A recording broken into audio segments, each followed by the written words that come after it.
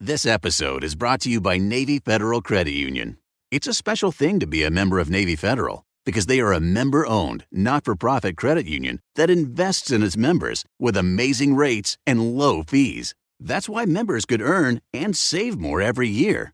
Plus, they serve all branches of the armed forces, veterans, and their families. So if you're interested in becoming a member, learn more at NavyFederal.org. At Navy Federal Credit Union, our members are the mission. Insured by NCUA. Shopping for humans is hard. Shopping for your dog is easy thanks to Bark. Every month, we deliver toys and treats just for your dog. Whether it's fun plush or tough toys for heavy chewers, we spoil all the dogs. Subscribe now and get a free upgrade at barkbox.com/iHeart.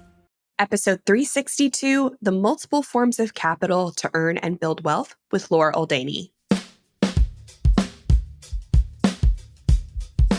Welcome to the Frugal Friends podcast, where you'll learn to save money, embrace simplicity, and live a richer life. Here are your hosts, Jen and Jill. Welcome to Frugal Friends podcast. My name is Jen. My name is Jill. And today we are playing you one of our favorite interviews we've ever done, but we have never shared it on the podcast before. This was from our Future of Frugal Summit in 2021. And if you were with us 2 years ago, then hopefully you got a chance to hear it. But even if you have, it's still a great one to re-listen to. It still holds up, and it continues to live in my mind as one of our best interviews, even though, again, we didn't do it for the podcast, we did it for the summit, but now we want to share it with you because super unique perspective, super helpful information from Laura Oldanie. So really and glad we're sharing it now. It has truly guided a lot of our thoughts moving forward, like since this interview the last 2.5 years. So you're going to hear a lot of the inspiration that we've used kind of stemmed from our interview with Laura. But first, this episode is brought to you by Christmas cards. If you haven't sent them out by now, do not do it. Do not feel pressure to do it. Give up, girlfriend. Post a pic on Insta, slap a Happy Holidays graphic on it in Canva, save the paper, save the money. Give yourself some grace. Grandma will survive. Now, take a deep breath in. I know that was a lot. Breathe out. Feel that weight lifted from your shoulders. Do you like that feeling? That's the feeling we're giving out 3 times a week in the friend letter. We have got it 3 times a week. If you want to feel it, then head to frugalfriendspodcast.com, sign up for the friend letter, because we're giving more permission and more money saving tips all the time. Wow, you really just walked us through a mindfulness exercise. Right? Really short and sweet, but beautiful. Well done. And that is what we're doing with the friend letter. Getting rid of all the Christmas cards. Though I'm planning to do Christmas cards because we are recording this like a month out. So we'll see. We'll see if I listen to this. If I haven't sent them by the time this airs, I'm just not going to. But not going to lie, that's one of my unpopular opinions. I think it's a waste of money and time because someone will send me a Christmas card in the mail that they pay, what is it, 56 cents to send to me? And the very same picture is posted on Instagram. Yeah. And Facebook. Why are we mailing these? Why are we yes. And that's just the cost of postage, much less what you paid the photographer, how much you paid to print it out. Well, we don't pay a photographer. We just go over to your house and have you take it with our phone, Jill. It's just literally what we do. So yeah, and we just send them to Grandma. Oh, you'll get the invoice. Yeah, but we understand Grandma will survive if we don't send her a Christmas card. But they're also good. Once you have kids, they're like good scrapbook kind of items. I don't have a scrapbook, but if I did, that's what I would want to be in my scrapbook. So instead of the scrapbook, I just have the cards. Wow. So there you go. Okay. All right. Anyways, let's talk about sustainability. So we talked about the 8 forms of capital. with Laura back in 2021. And the 8 forms of capital, it's not just natural capital. So we talk a lot about being a good steward of your resources. That's what frugality is. Being a good steward of your money, your time, natural resources, physical space. And that lines up very similarly with Laura. That's kind of why we invited her on. And she talks about in permaculture, there it is this closed loop system, closed loop way of life, whereas a lot of things in our lives have a start and end up in a dump. So in permaculture, they have these 8 forms of capital. And it was just like this mind-blowing concept of, so we need money to buy things. So it makes sense we talk a lot about earning money to buy those things. But what if we, as often as possible, we're able to get creative and bypass the money and earning more and go directly to the things we really want, the things money can't buy.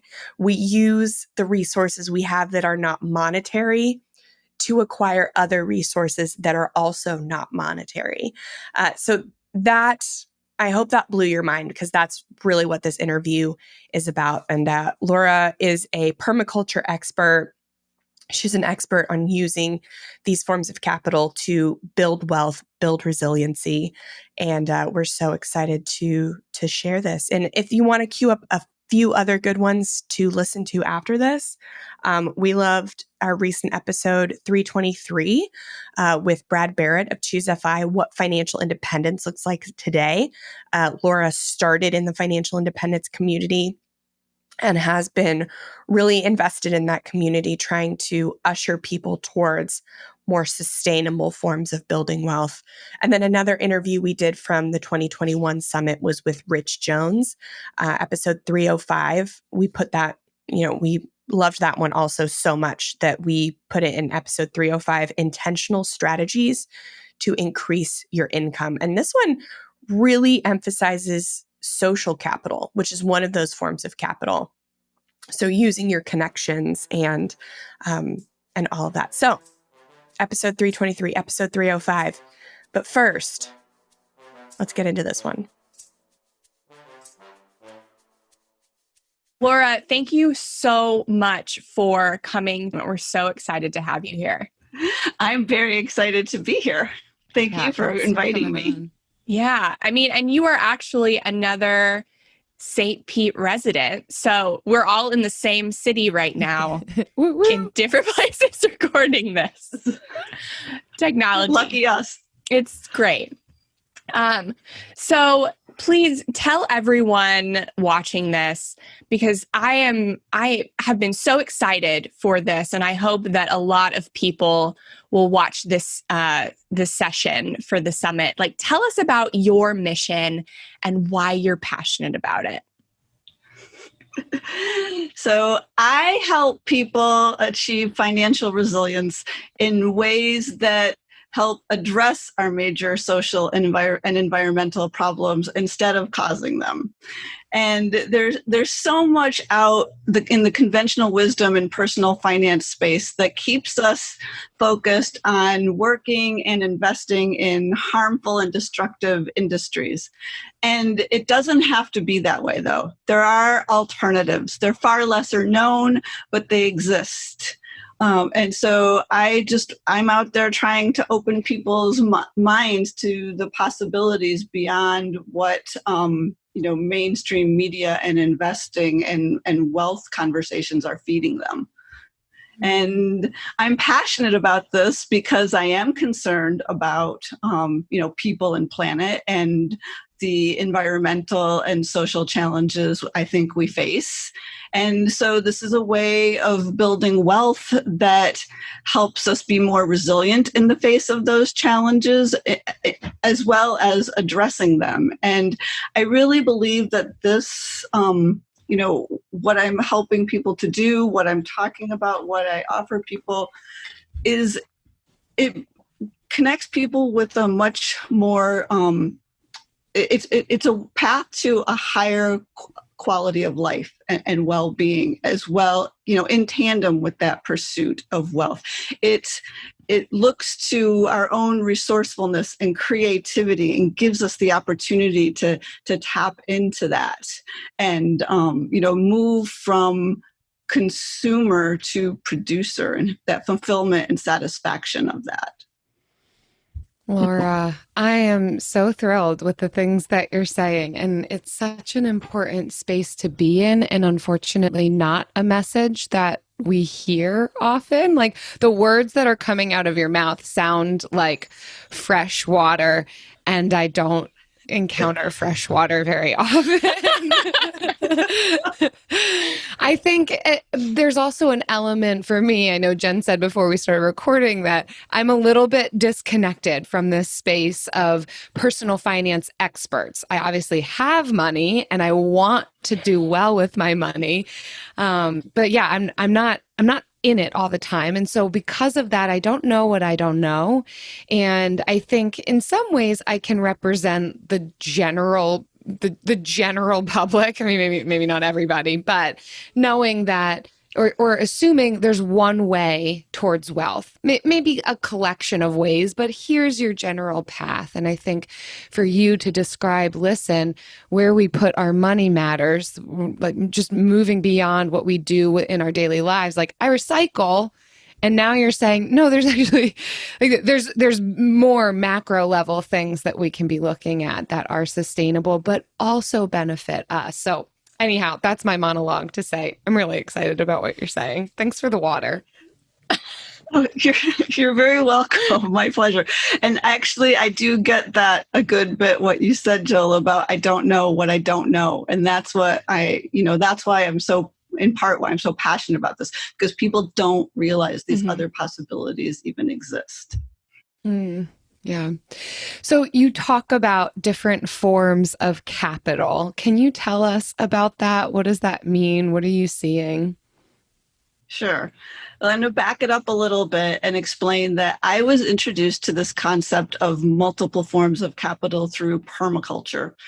And permaculture, I describe it as a design science that looks to nature and its closed loop, abundance-based, no waste model, system as the model. And so through my diving into permaculture and its teachings, I was exposed to what in the permaculture space is referred to as the 8 forms of capital. And so that's just the way it's discussed in permaculture, but this concept exists beyond that. In fact, there is a community capitals framework that has been put together. So communities, when they don't have a lot of financial resources, often rural communities, they will look to these non-monetary forms of capital to recognize the wealth and resources that already exist in their midst. They're just not in the form of dollar signs. And so I'll talk through each of the 8 forms of capital very briefly, just to give people an overview of what they are. And the first one is the one we all know and deal with most, and that's financial capital, our money, our national currencies, stocks and bonds. That's all in the financial currency space. Then we have material capital. So these are the more tangible things, like the laptops we're using and our microphones that we're using to communicate with each other, our homes, our cars, any of the hammers or shovels that we're using, the rocks, these physical tools. These are material capital. Then we have intellectual capital. So that's the knowledge, that's the books behind me that I read to gain, the books are material, but the information, the knowledge I gain from them is intellectual capital. So if I read about how to fix a bicycle, for example, if I want to change my own tire or something like that, repair something on my bike, I read about it. Then I go out to my bike and actually physically do the work to replace the tire or repair it. That's experiential capital. I'm out there doing it. I'm gaining that experience. So experiential capital are those skills. And it's not just the physical skills, though. It's your podcasting skills. It's all the skills we learn when we learn how do something new, this talent stack of skills that we have. So that's experiential capital. Spiritual capital. So, it could be your religious faith if you're religious. It could be your yoga practice if you practice yoga. It's just how you connect with the universe is your spiritual capital. Then we have living capital. So that's the water, the trees, the gardens, the fruit trees in our yards, the parks near us that we go out to. When we go to national parks and we're out there taking in all of that beautiful nature, that's living capital. We also have cultural capital. Cultural capital is our shared capital of songs, movies, a common history. Food is a great example, ethnic foods, the foods that we share as different cultures. And then social capital.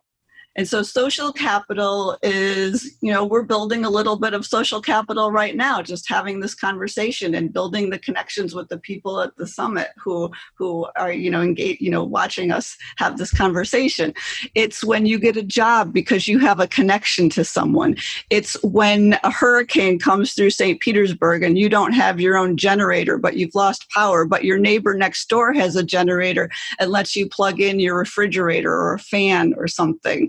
So that's social capital. Mm-hmm. And so those are the 8 forms of capital, these non-monetary forms of capital. And if we think about it, the financial capital, which we all focus on, we focus on it because it's a means of exchange and it's our access point to the other forms of capital. It's not that we want dollar bills because we like to stack them up and make a statue out of them because they're so beautiful, or there's some other intrinsic value. Our money's kind of ugly. Yes. And even yes, colorful currencies are certainly more engaging visually, but even then, primarily we want them because we're going to exchange them and they're our gateway and access point to these other forms of capital. And so in terms of your frugality and friends, or is it Frugal Friends audience, I really think if we get so focused and drawn into getting that financial capital in our lives, and what are we going to do? How are we going to trade our time or set up our passive income streams to get it? But we can also focus more on how do we just go directly get these other forms of capital, these non-monetary forms of capital, without needing to trade our life energy for money. And again, as I mentioned before, how do we move more into that producer versus consumer role and have that more fulfilling opportunity to solve our own problems? Money just robs us of the opportunity to use our creativity so often because we're so busy, so trapped in the system that we can't think about how to get these other forms of capital without money. And for example, I needed a new shower curtain rod. And I really did not like the idea of going out to a store and certainly saving money is a good thing. And that was part of it. But just one more shower curtain in the world, does someone really, need to buy another shower curtain and use those resources? There was so much energy that went into producing it. Where is it going to go, when I'm done with it? It's just going to end up in a landfill or here in our county in an incinerator, polluting the air. So I could, I was trying to find one at a thrift store or a garage sale, and I just wasn't finding one. And finally, I looked outside my window and I saw that I have this beautiful, slender bamboo growing in my yard. And I thought, hot damn, that is my shower curtain rod. And it's this beautiful piece of nature that I've brought into my bathroom that already happens to be green and brown colored anyways. And I just love the feel of this natural product, that was completely free, that's completely renewable. Bamboo grows, like anything. So it just, because I did not go out and spend the money, I gave myself to have the opportunity to have that aha moment and get such a better product for myself in the end. I love that concept because we've always said that frugality I mean, most of it is just getting creative. It's not being inconvenienced. It's not being, at the expense of others living. Like, it's not negative. It's just forces you to get creative. And so the fact that you're like reiterating, like, money robs us of our natural ability to be creative. And it's such a wild, like, thought to meditate on. AI might be the most important new computer technology ever. It's storming every industry, and literally billions of dollars are being invested. So, buckle up. The problem is that AI needs a lot of speed and processing power. So, how do you compete without costs spiraling out of control? It's time to upgrade to the next generation of the cloud, Oracle Cloud Infrastructure, or OCI. OCI is a single platform for your infrastructure, database, application development, and AI needs. OCI has 4 to 8 times the bandwidth of other clouds, offers one consistent price instead of variable regional pricing. And of course, nobody does data better than Oracle. So now you can train your AI models at twice the speed and less than half the cost of other clouds.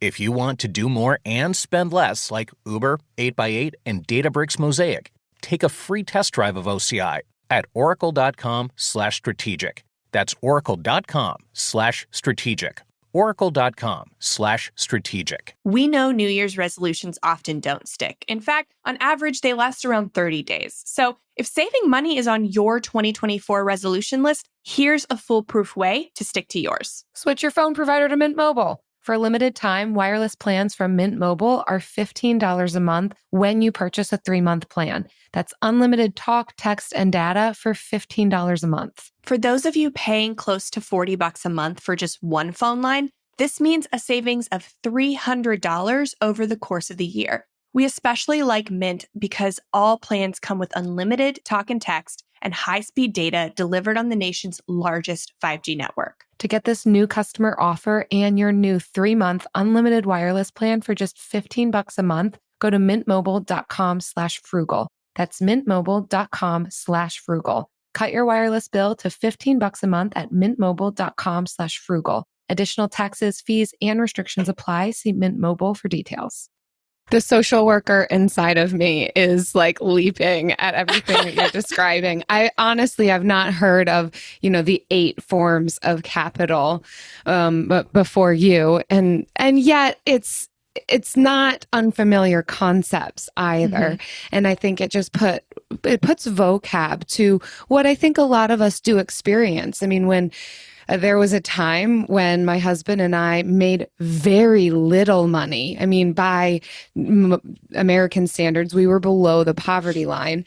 And yet I felt wealthy. I didn't think like, oh my word, where's my next meal coming from? I mean, thank goodness I was very blessed in that situation. And I would say, like, we have family and friends who are supporting us. Like, I still do have a form of transportation. And I think you're putting words to why I felt that way. Mm-hmm. And I think even beyond that, not just looking back, but also looking forward for what are our standards for whether or not we are wealthy or happy or content.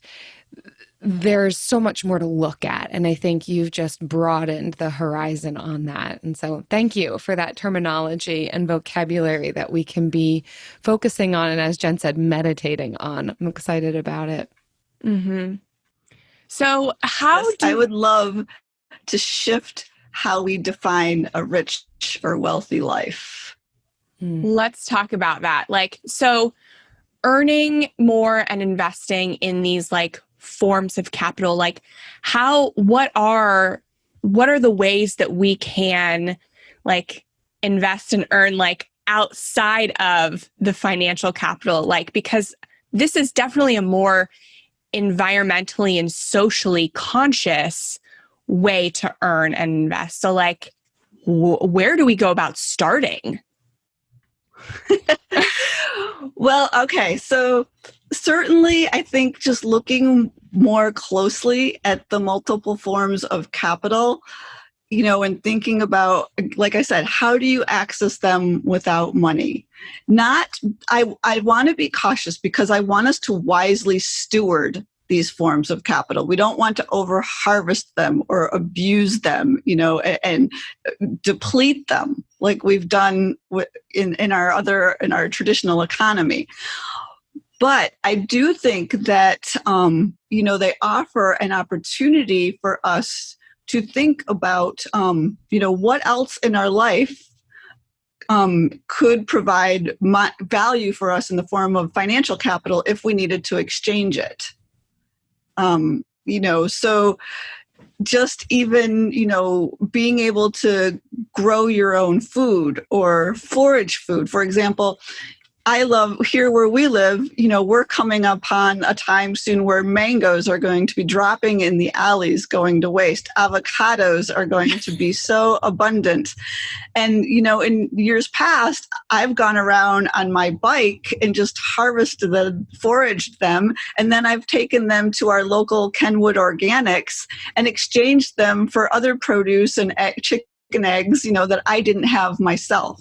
So there's an opportunity to use those forms of capital without, even bringing in the financial capital to exchange them, but you could also sell them, or make money from your skills, from your intellect, from your singing, from cultural capital. So it's just, how do you tap them wisely, these forms of capital? So that's an answer to your question that looks directly at those forms of capital. In terms of, stepping away from that and thinking more about, okay, we are in this monetary economy right now, and how do we navigate that in a more socially and environmentally conscious way? I think in terms of earning money, we can look to a Buddhist concept of right livelihood. And so this Buddhist concept of right livelihood is, finding ways to earn money that are honest and don't harm people or planet. And we can think about that in our jobs. What is the environmental and societal impact of the work we're doing? And how does that feel to us? Here, the three of us, we're working to, kind of in personal development, personal finance, helping people improve their lives. Little things I've done, I had a backyard plant nursery at one time, and I do a good bit of dumpster diving because the waste in our country just really, really upsets me. We do not have good solutions for waste. And so, one year I probably made $3,000 or $4,000 off of eBay and other sites selling what I was rescuing out of thrift store dumpsters, Aldi dumpsters, university dumpsters at the end of the semester, because so much still perfectly usable and valuable stuff gets thrown away. So if people are concerned about waste, I think tapping the waste stream to redirect it, because I say that there's no such thing as waste. There are only misdirected resources and poorly designed systems. So, I strongly encourage anyone, interested in that to think about that, because I think there's a lot of potential. We don't have good solutions for waste, and we produce far too much of it. So that's on the income side, is, thinking about right livelihood and just the environment and society in general. How can we have work that helps to address these challenges? And then in our investing, so there are so many really great things percolating out there that people don't know. There are ways to invest in these things in going deeper into the personal finance lingo, tax advantaged ways in retirement accounts, and non-tax advantaged ways just directly.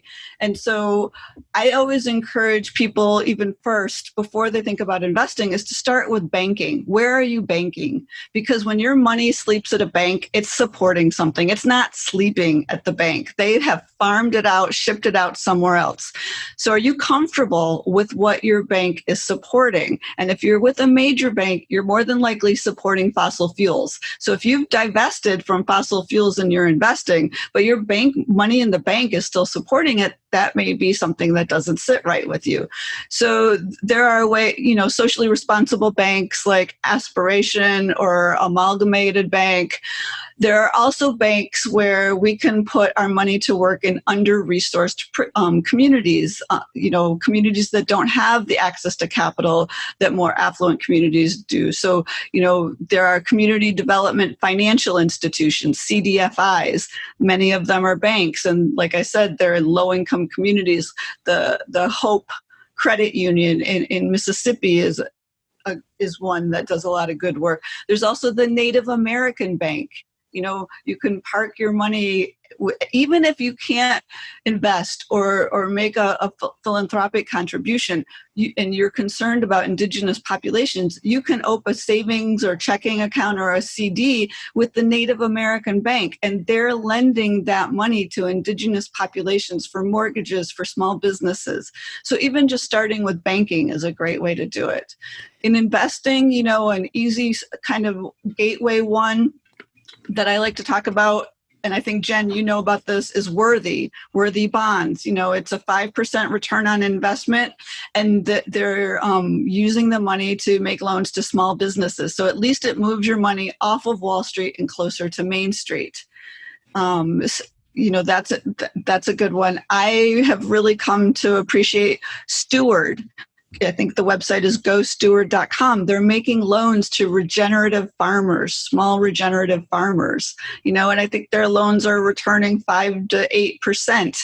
That's not too bad. And it's helping, regenerative farmers who need money and they're even, this is generally beyond organic. They're really working to regenerate the soils, and restore the biodiversity on their farms that we're losing. So that's just to say that these opportunities are out there.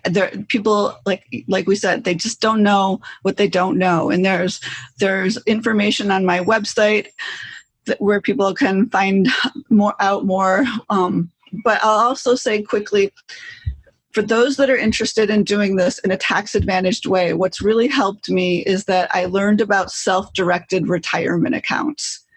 And so these are accounts that allow for a much wider range of investing than traditional retirement accounts, which limit us to the offerings of Wall Street primarily. Mostly people who are using these self-directed accounts are in real estate. But it's not limited to real estate.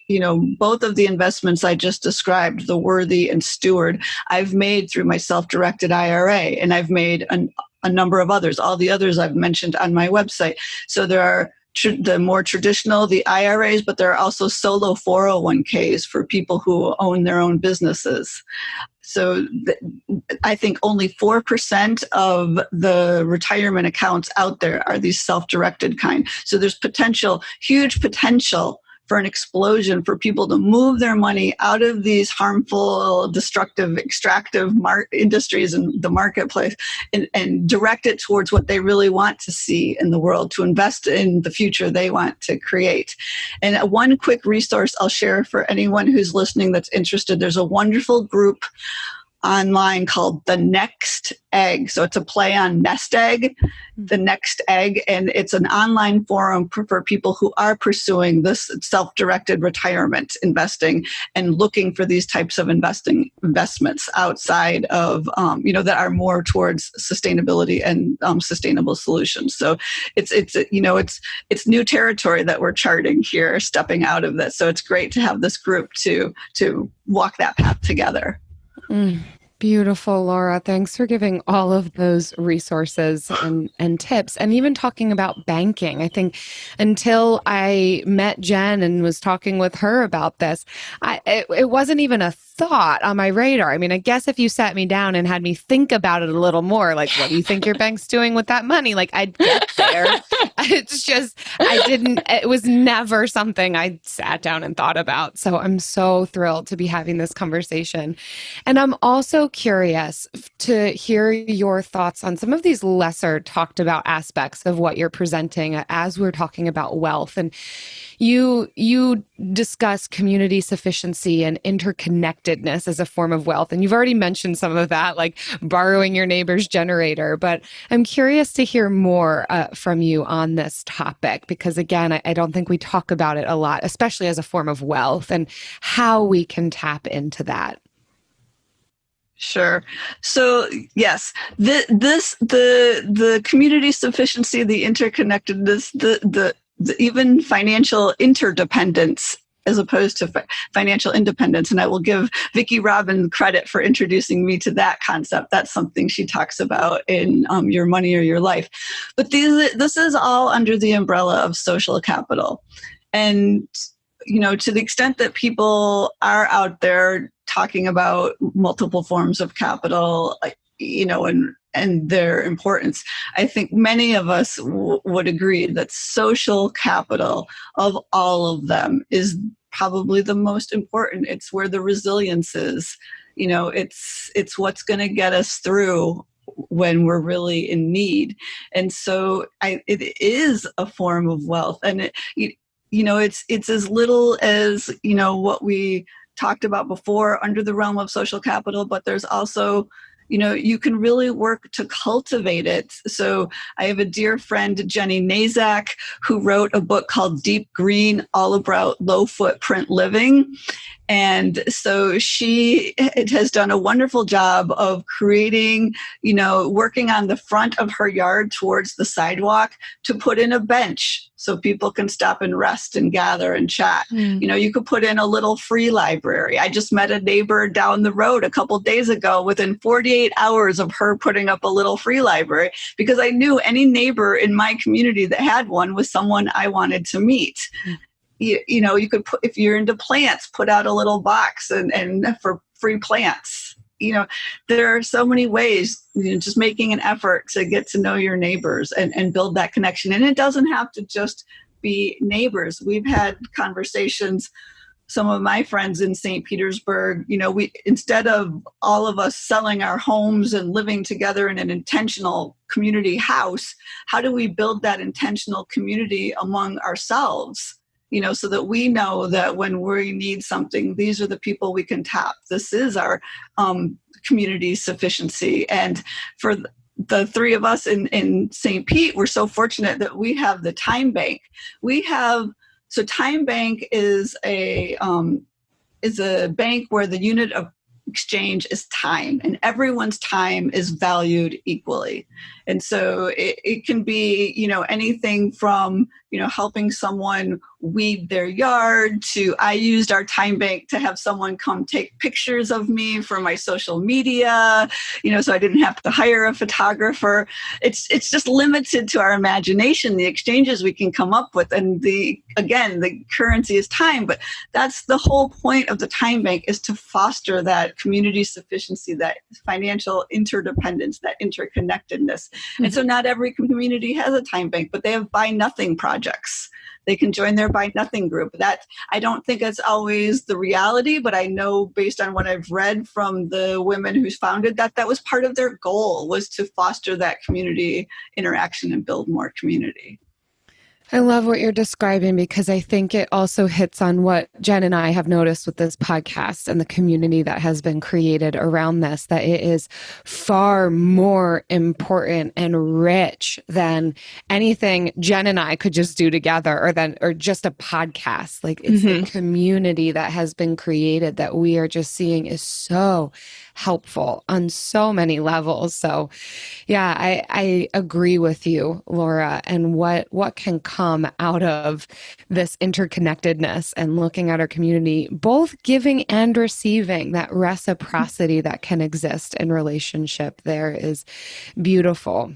Yeah. And I agree. You do have to take some step to show that you are willing to be connected. I know it's a lot easier to sit inside after work or sit secluded in your back porch, but we, since having our son, now will either sometimes go on the front of our house, and we see a lot more people walking their dogs and neighbors walking from their cars, into their homes after work. And we see a lot more because we are putting ourselves out there to connect with our neighbors.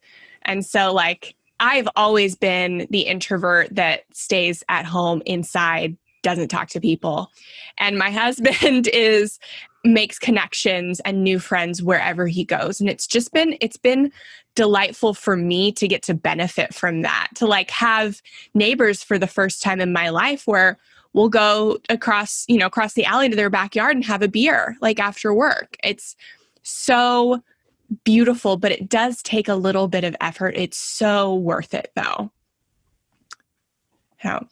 Yes. So we are asking this question to all of our speakers, Laura, in different forms, but we would really like to know, what do you hope the future of earning and or investing like looks like for the future for us? Well, I think I've pretty much touched on it. I hope it's a shift more towards this right livelihood, so that people can feel good about what the work they're doing and feel like they're contributing to solutions and helping people and helping to solve our environmental challenges.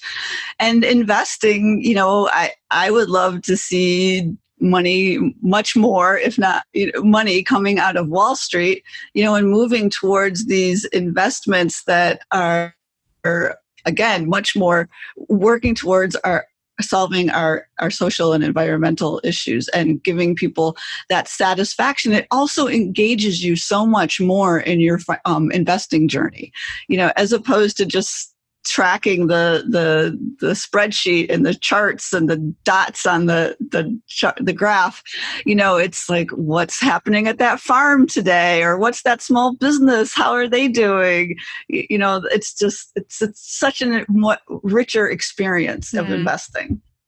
That's so awesome. Yeah, it gets it outside of just being like, how much can I earn, and being like, how much can I give back and still earn? I love that none of this involves like moving off the grid into like a place like, I'm sorry, I've been watching a lot of cult shows, but like into like those little community cults. Sorry. But none of it involves that. We are living in a city right now. We live in a very populated city, and you are doing this. Like, you're very much on grid and really making a difference.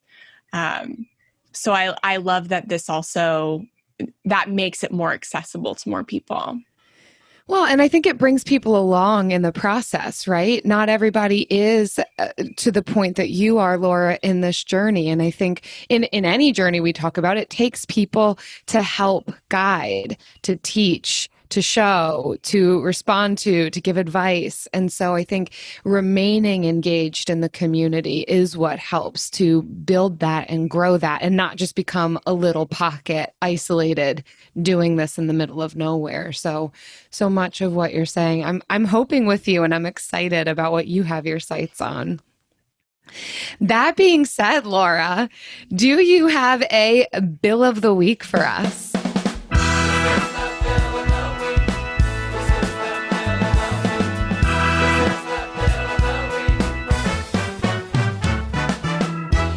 Right.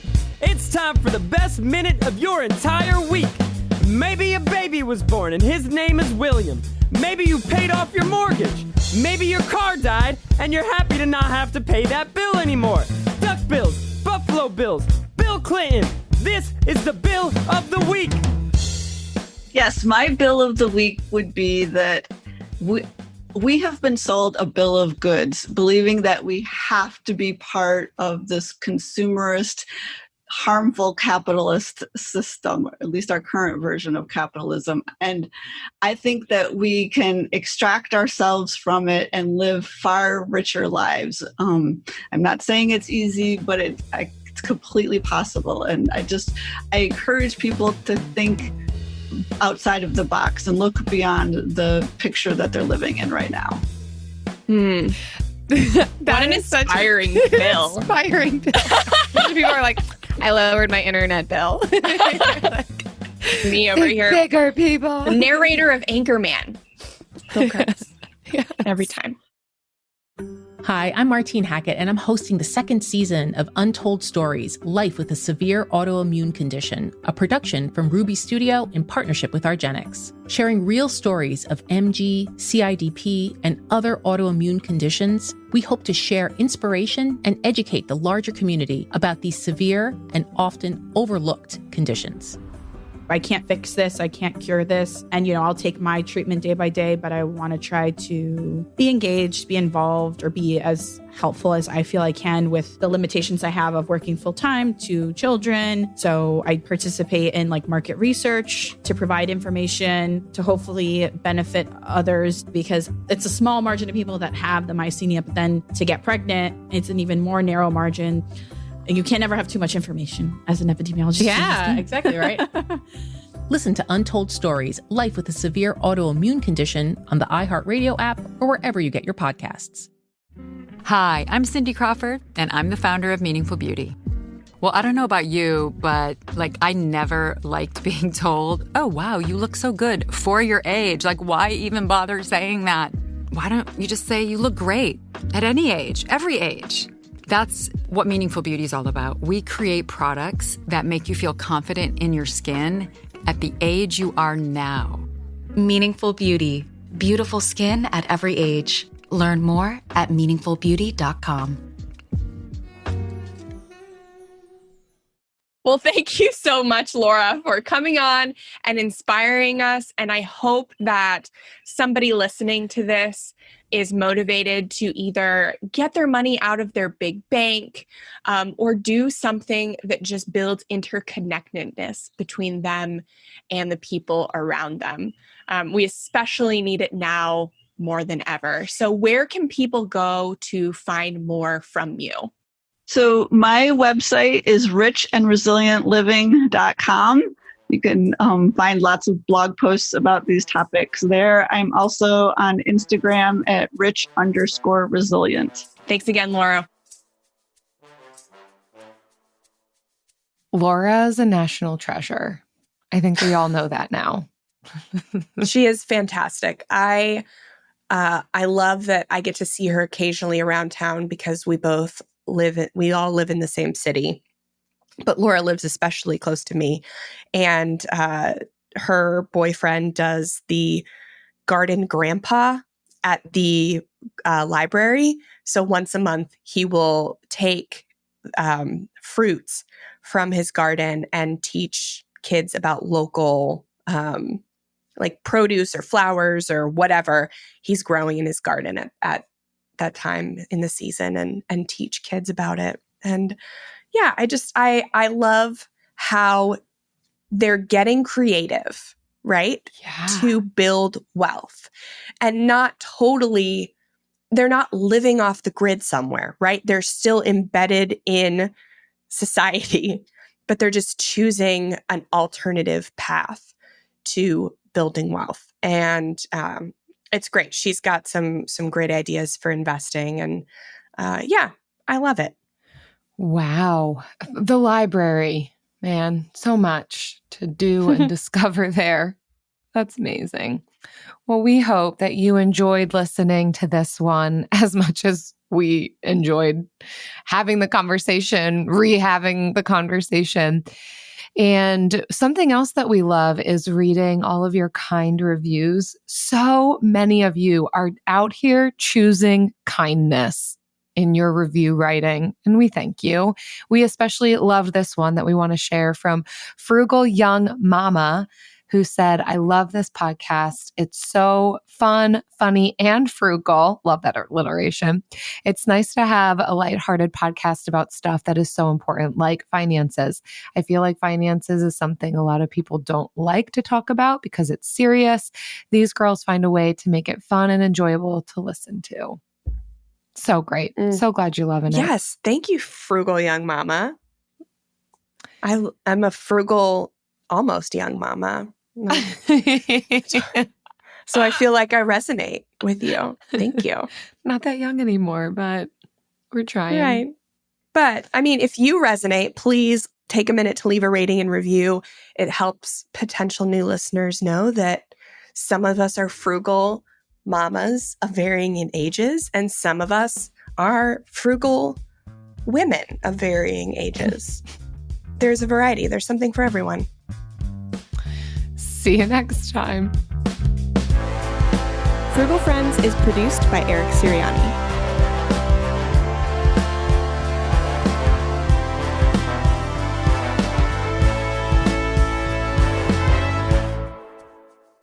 So I think if this is a good time to put this out here into the ether. If you listen to this whole episode, if you're still with us, you might be a great candidate to write for us. We're hiring a writer for the friend letter. Yes. And we're not really putting it out there publicly, except right here, right now. Because you're my target audience. You listening right here. Yes. She's not talking to me. No, just you and me. I've been writing the friend letter and now she's looking to hire someone. Yes. Jill hasn't lived up. No, she's lived up too much of the hype. She's too good. And now we need somebody that she can mentor and build up. It kind of feels like what happened to me when I worked at a bakery in my young 20s. I did kind of the front of house everything, sometimes doing some baked stuff. And around the holidays, they needed extra help decorating the cookies.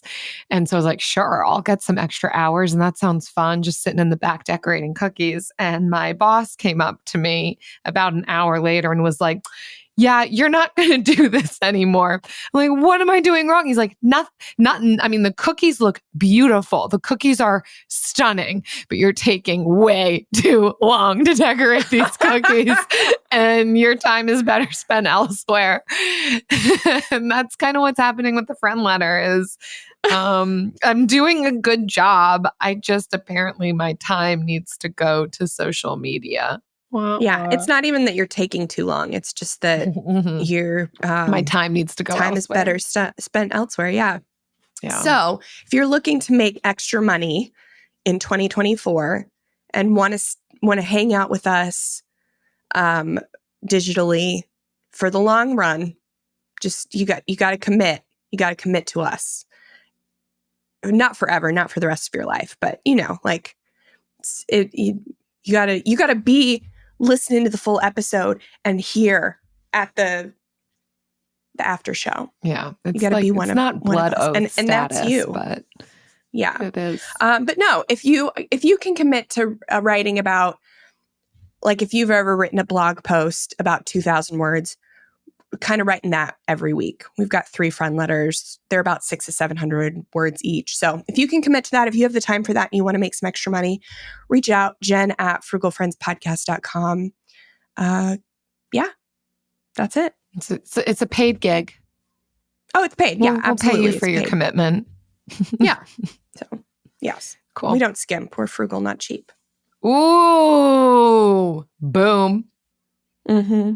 With the best all-inclusive vacation deals to Mexico and the Caribbean, booking your getaway with Cheap Caribbean Vacations means you have more freedom to do your deal. Whether you want to enjoy snorkeling, endless margaritas, and more, or simply soak up the sun and sand in a tropical paradise, Cheap Caribbean Vacations has your deal for that. Plan and book the exact getaway you want at exactly the right price for you by using our exclusive budget Beach Finder. Or find a featured all-inclusive package to Iberostar Hotels and Resorts and do your deal at cheapcaribbean.com. Bring home Napoleon. Destiny has brought me here. The action epic from acclaimed director Ridley Scott. What is your name? Napoleon. You are the greatest leader in the history of the world. Witness the rise. You are nothing without me. Of the legend. Starring Academy Award winner Joaquin Phoenix and Vanessa Kirby. I'm the first to admit when I make a mistake. I simply never do. Napoleon. Buy or rent on digital now. Rated R.